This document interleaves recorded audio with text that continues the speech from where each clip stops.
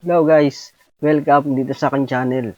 Ngayon, ituturo ko sa inyo kung paano ayusin ang "You don't currently have permission to access this folder" sa ating Windows 10 at Windows 11. Kung paano ayusin yan guys, panoorin nyo to.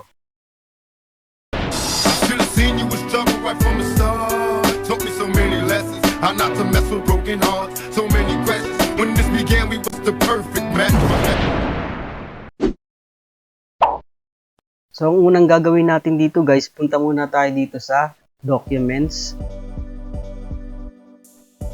Tapos, This PC at Drive C. Hanapin natin dito ang Program Data. Tapos, Microsoft at Windows Defender.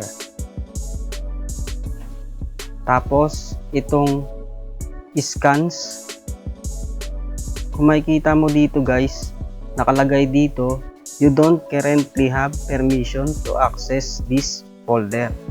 Ang gagawin natin dito guys, para maayos, punta tayo dito sa search bar, type gpedit.msc, tapos run as administrator.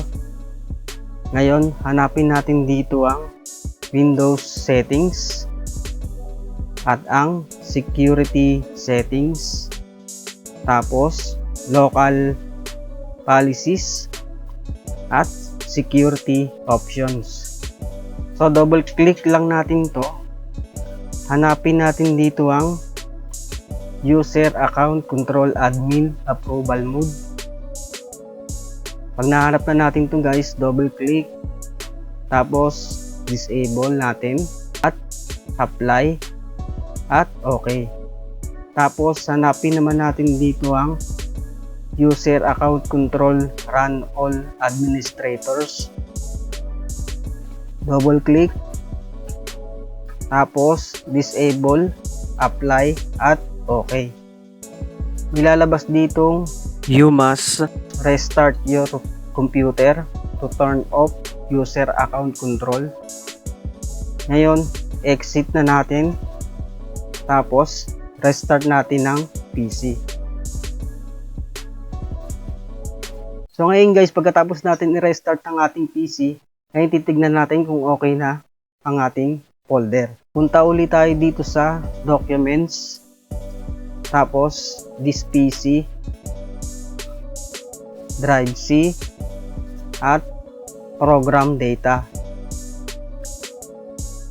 Microsoft, Windows Defender, tapos Scans.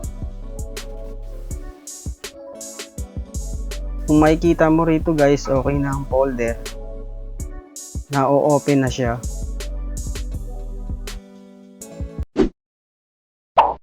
So yun nga guys, ganun lang kadali kung paano ayusin ang "You don't currently have permission to access this folder" sa ating Windows 10 at Windows 11.